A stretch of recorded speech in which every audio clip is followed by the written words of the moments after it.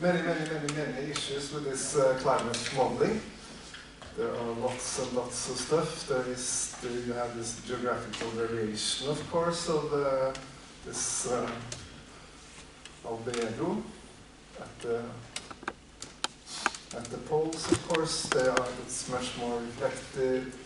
You have land, you have water, you have transport of energy within the atmosphere.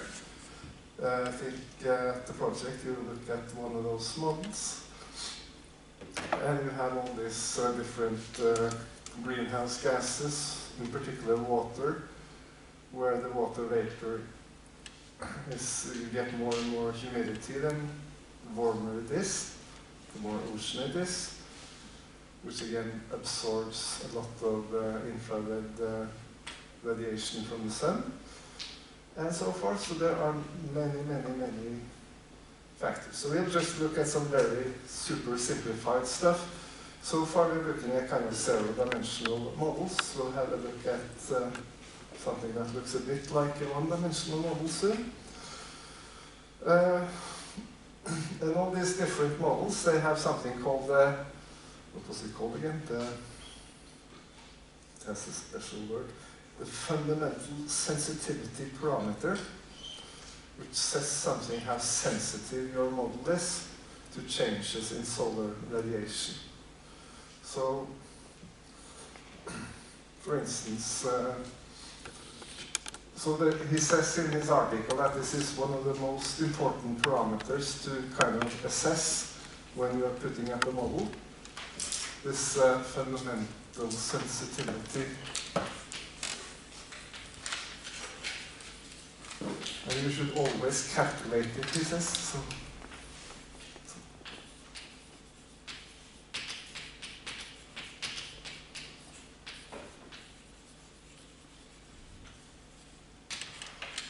Which is beta zero, they call it. It's how much the temperature on Earth would change if the solar radiation changed times delta.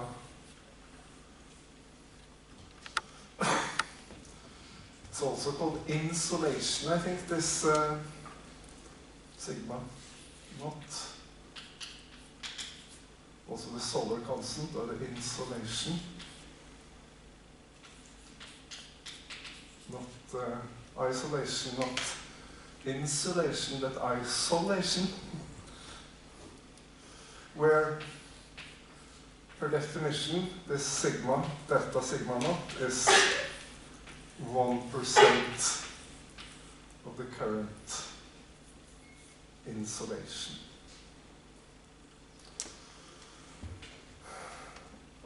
So if you do that with this model for the temperature, you see that T is a function of sigma naught. So for this model,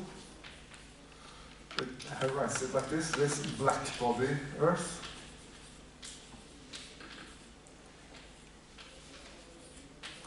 It gets 0.56 degrees Kelvin. That's it.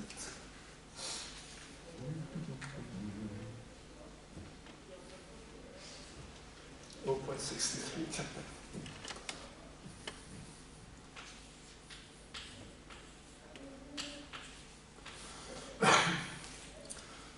So that's kind of the sensitivity this model has to changes in insolation.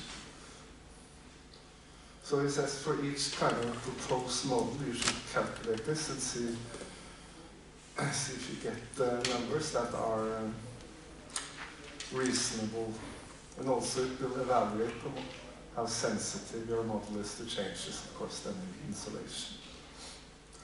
There's other issues too, because we're always talking about everything is in thermal equilibrium. The Earth is in thermal equilibrium and so forth. But actually, if we look at the equator, if you have the sun directly in here, and looking at a place here, it would receive like around 11, it could receive this much energy per square meter. So if the sun was allowed to stand here and glow and glow and glow and glow and glow, the equilibrium temperature would be more than 100 degrees Celsius. So actually on Earth there is always this, everything is out of equilibrium all the time locally, because at daytime it heats up and then at nighttime it cools down. Heats up, cools down. So, so this equilibrium thing is also an issue to think about in these cases. But you, of course, when you look at these big systems, think about them in equilibrium. Let's have a look at an idealist atmosphere here. It's a bit cool.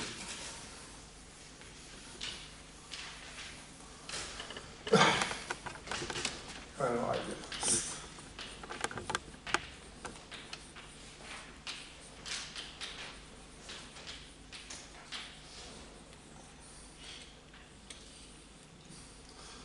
Assume we have Earth here, and we have a, say, a layer here.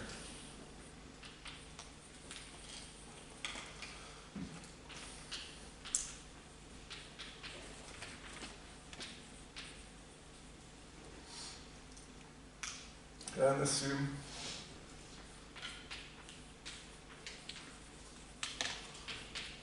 the atmosphere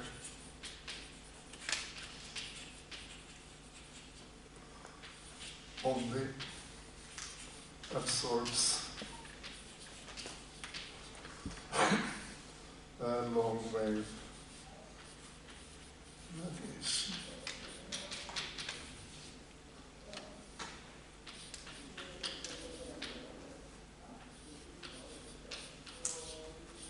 So it only receives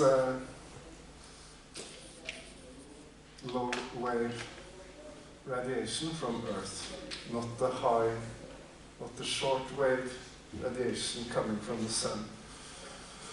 So the sun radiates down to Earth.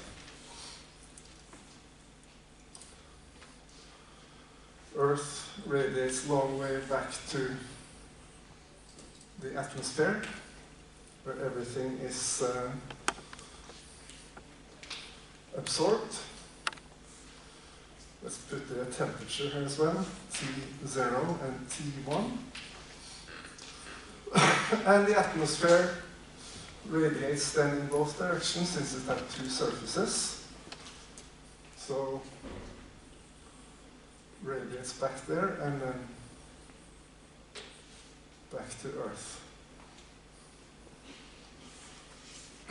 So this is an idealized situation where the atmosphere does not absorb any of the direct sunlight.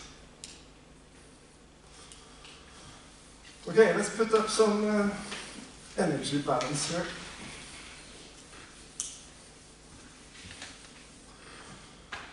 Since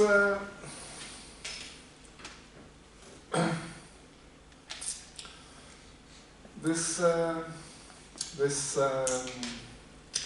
atmosphere or cloud or whatever we can think about it only receives energy from Earth, you must have that the radiated energy from Earth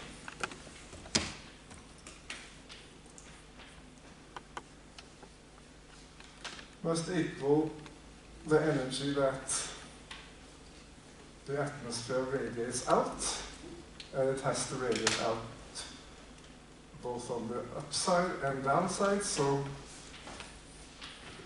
it must be equal to the double of the temperature there. And also Earth receives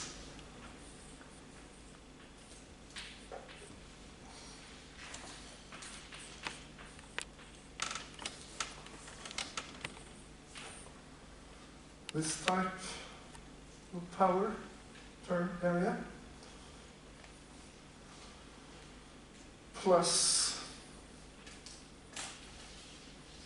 the ones we get from the atmosphere,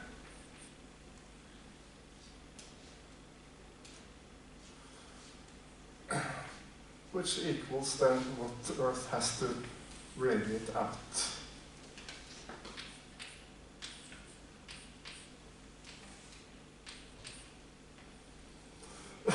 So Earth receives both from the atmosphere and from the sun, and needs to balance the budget by having a temperature T0 that balances this. Okay, so from here we see that T0 is equal to the fourth root of 2 times T1, which is approximately 1.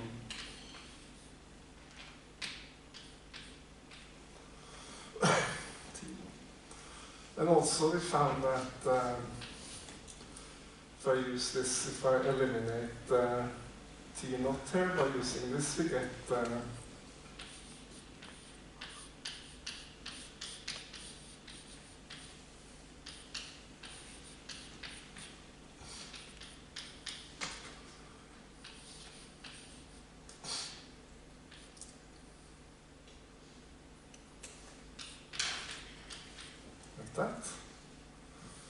So we see that also from the drawing it's evident that actually it's the atmosphere that's communicating with the sun and giving this black box temperature that we arrived at the last lecture, or the last, before the pause. So that means that it's this that balances the incoming stuff from the sun.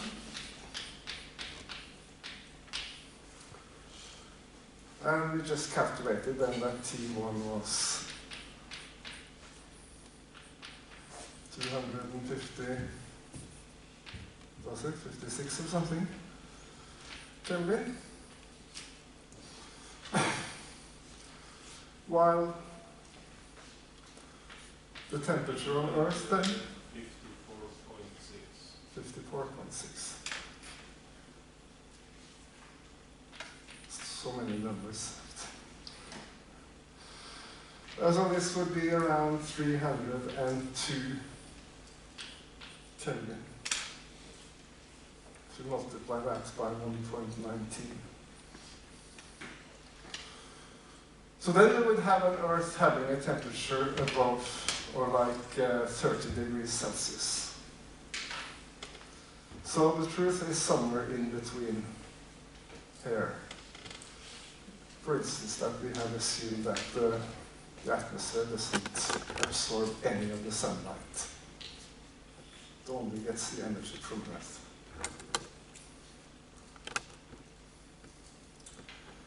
So this is a cool, simple model that kind of gives you some feeling about what the presence of an atmosphere would be. So now if you take dt naught divided by v sigma dump,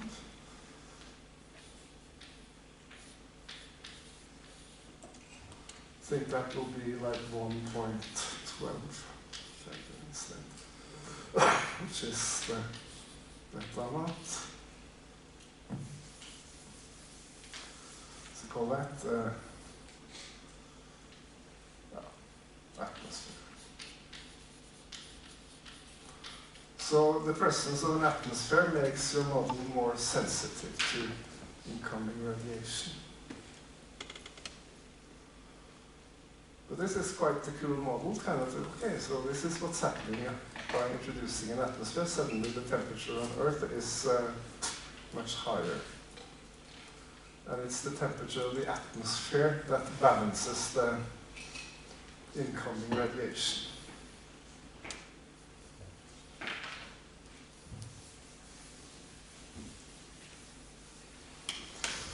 Okay, so now it's time maybe to have a look at, or first let us I'm just following this paper. I'll show you.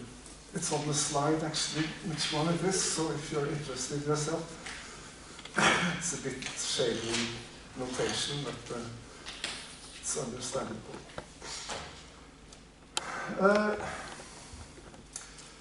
There has been proposed from measurements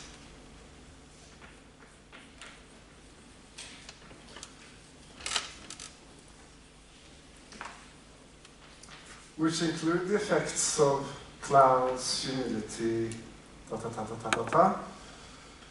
Then they have kind of made them, interpolated it, written it as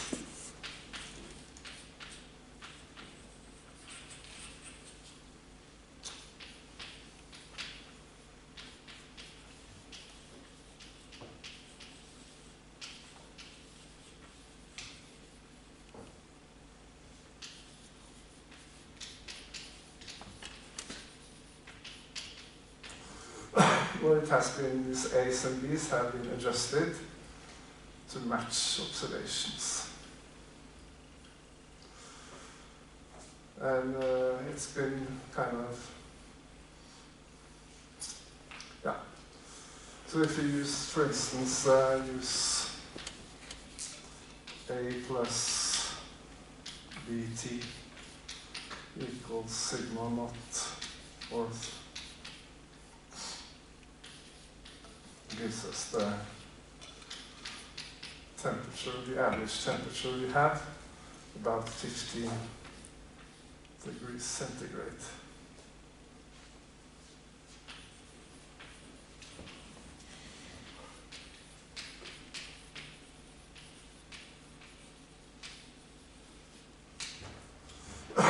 And again, you can look at the fundamental sensitivity parameter, which is a bit less, I think, than 1.12.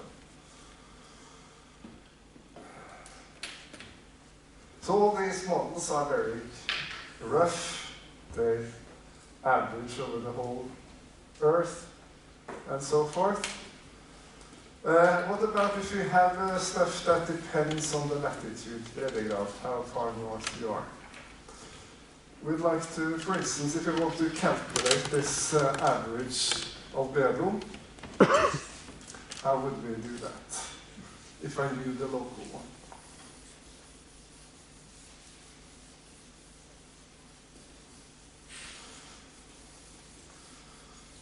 Or the average, anything that has to do with how much sun that reaches the surface. Because the sun, the annual average of how much energy you receive at a given latitude varies with, I mean, you have to integrate over the whole season, the spring, summer, fall, and winter, and so forth. So you can actually calculate this number from pure geometry. I mean, you have a certain tilt of the Earth compared to the plane it rotates in. And if I want to follow at a certain latitude how much sun you receive at average, you can do that by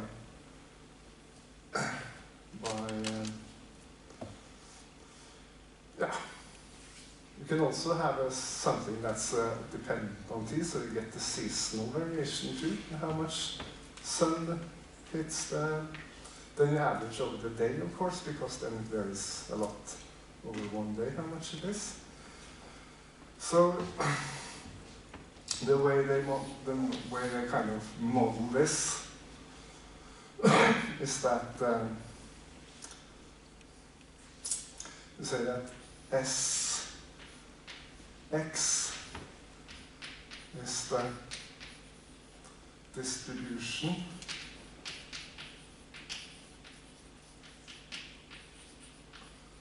of solar radiation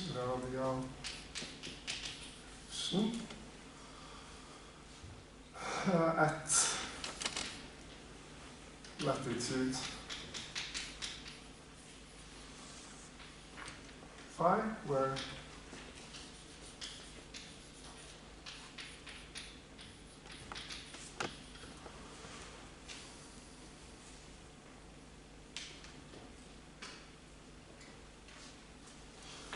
So now this is not spherical coordinates anymore. Now we are measuring phi from the equator, 90 degrees up to the North Pole. So it has to kind of change a little.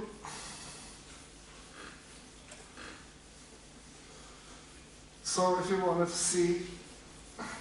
find the average of something, that means that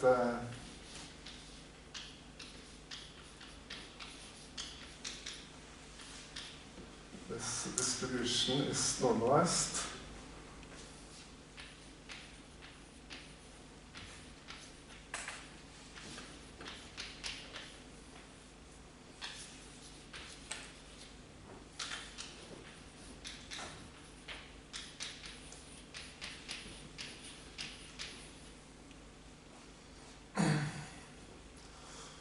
If you have something that varies.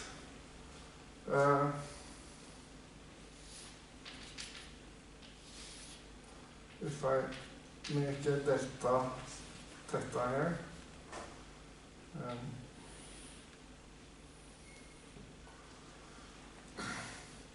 want to take the average, for instance, albedo, we have to compensate for a smaller and smaller area the further north we go for given delta phi. So that would be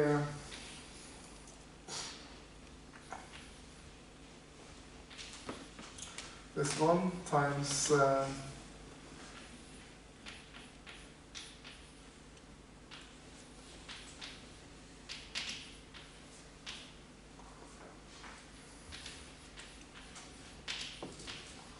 and now the area element would be the cosine of phi, because this one is largest at the equator and shrinks up to the North Pole, which again would be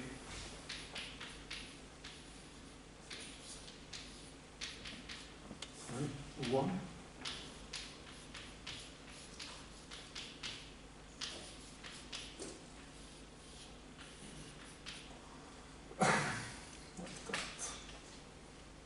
So that's the advantage of using this notation with S of x, because then this integral automatically is written more easily like that.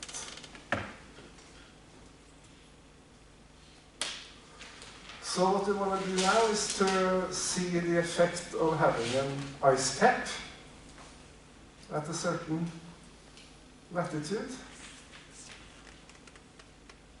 So here we have no ice, and then it's ice on top there. This corresponds to a certain value of x.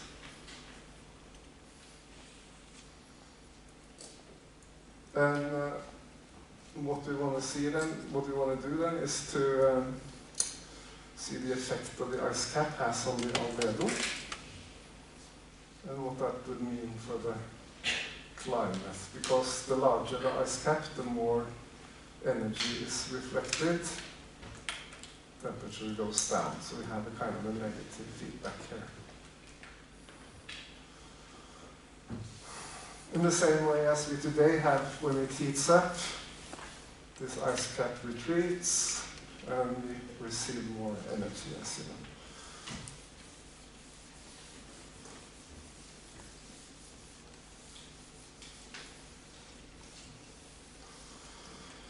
From this model that we are making. So if T is less than, now this is the average temperature on Earth, if T is less than minus 15 degrees Celsius, XS is 0, meaning snowball Earth.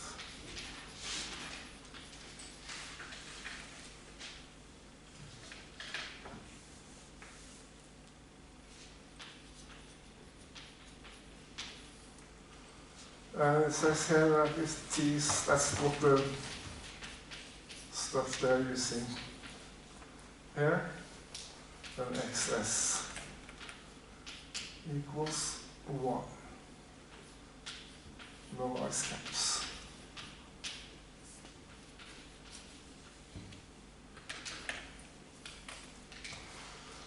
So the way they model this position of the ice cap as a function of temperature, global average temperature, is that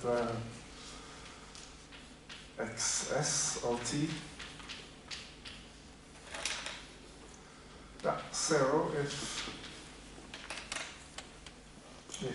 t is less than 15 degrees. And it's, what would it be?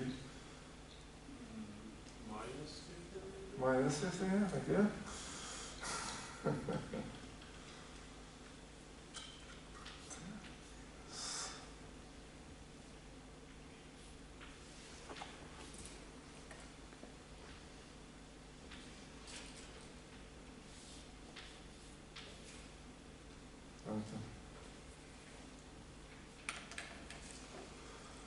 Yeah, t minus 15 divided by 30 plus 1, yes.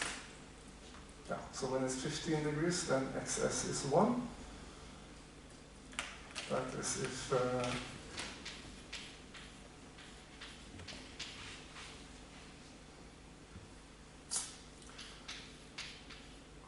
that and 1.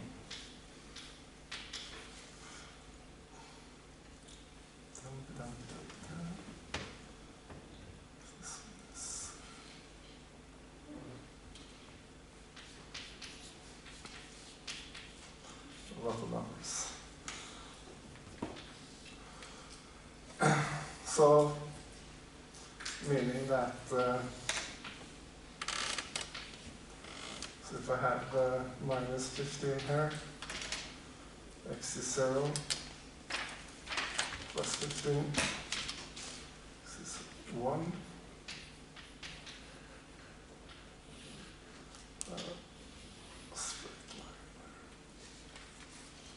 So depending on what the average temperature is, we have the position of the ice cap here.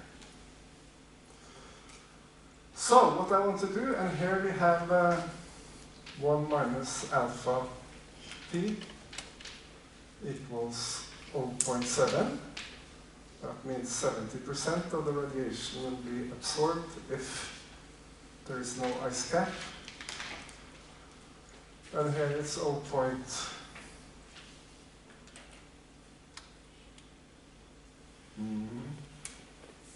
minus 38.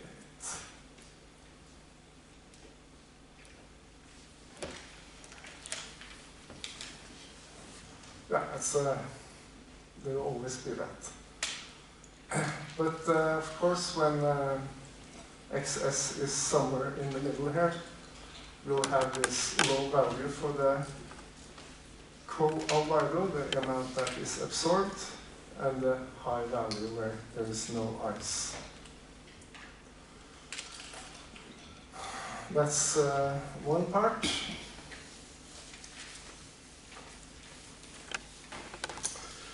The other thing that I forgot to say is actually what this function S here is. That's the amount of radiation on average you receive at a given latitude. Or S of x is some sine of the latitude. So that one you can actually calculate using only geometry. So from exact, I'm not sure how exactly calculation, but you can imagine that it's a purely geometrical problem, where the sun has a certain tilt going around, the Earth has a certain tilt going around the sun, so you can kind of integrate everything. And what they found then is that S of x then is quite well approximated by this function where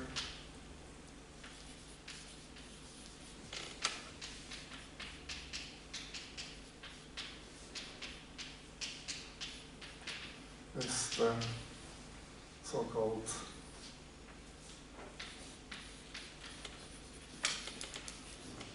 second Legendre.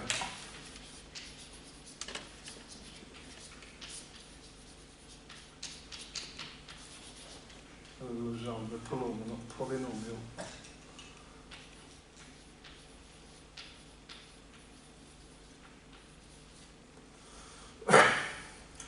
We have something called orthogonal polynomials in math. They appear in many practical problems. You have these Hermite polynomials, you have these Chebyshev polynomials. They are used for several stuff. And the Legendre polynomials usually pop up when you're looking at spherical problems. I've been told. I never used them.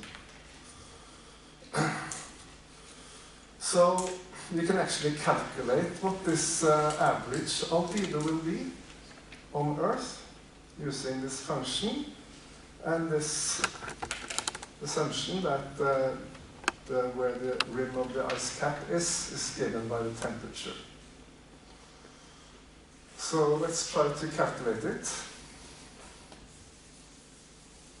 I think this function S here pops up in the, because today I'm talking more general from this article I've been reading, while on Wednesday I guess I'll talk more specifically about the project. Yeah. And I think this Legendre polynomial also is in part of your project too, so why not just play a little with it?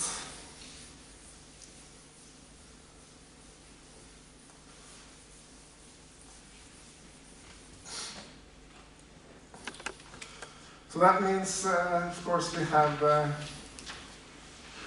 ice cap at position XS. And I want to calculate, let's calculate the albedo at position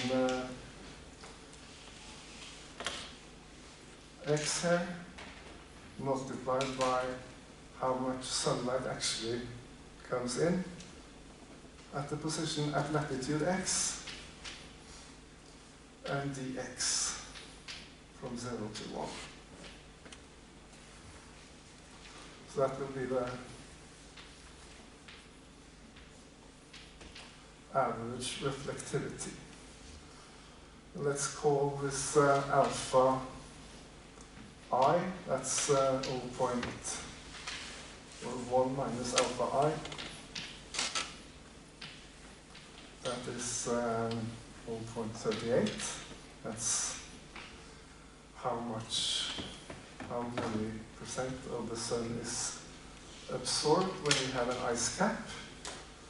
And 1 minus alpha for free ice is then 0.7.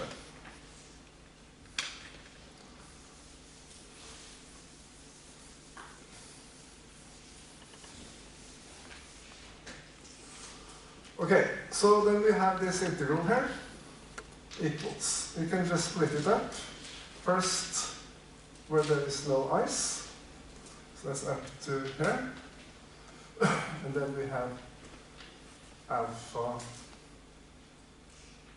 ice free times SOX dx plus over the ice cap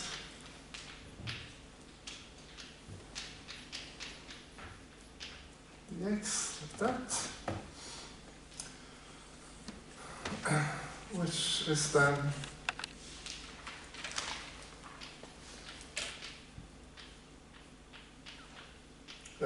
this S2, I didn't tell you how big that was. This parameter is minus 0.477. So it's negative.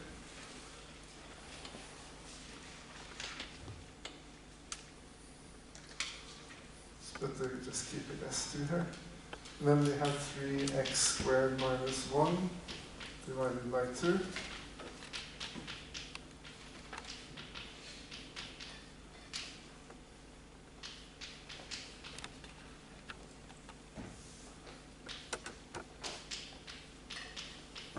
This is a bit boring, but why why not get a bit acquainted with stuff? So that will be the average of Bedo. So it's not very challenging math, exactly.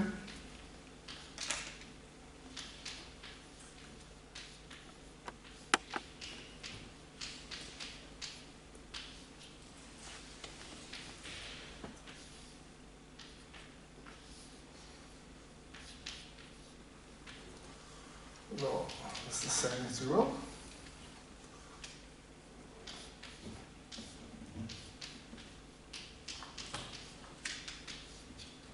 That. Yeah. Okay, let's take this out. And that gives us the following. We get alpha f, and then xs plus s2 half, xs 3. That's the first one, plus I, and then we get for the upper one, we get only 1. And for the lower xs,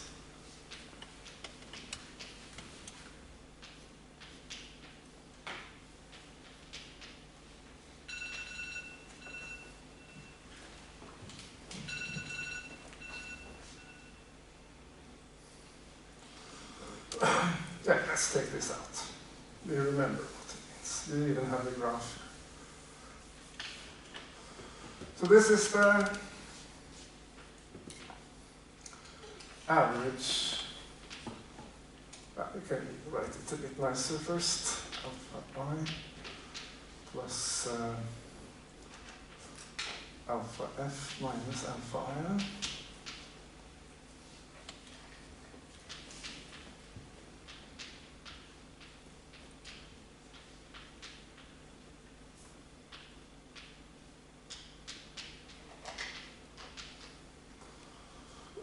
Like that.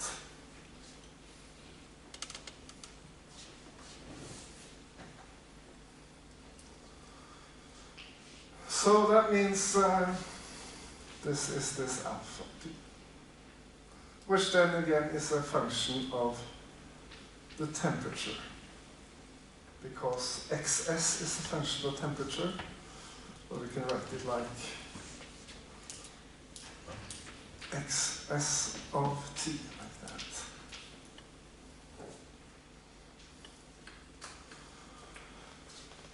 And 1 minus alpha p of xst, which is the how much radius in, equals, we call it capital H. I'm not sure if that's a standard notation, of xs of t. So this is the average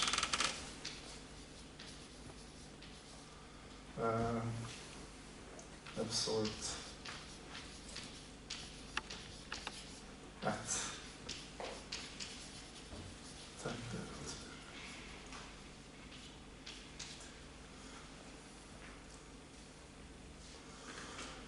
So what they're doing here in I have if we see here, because if you try to match them,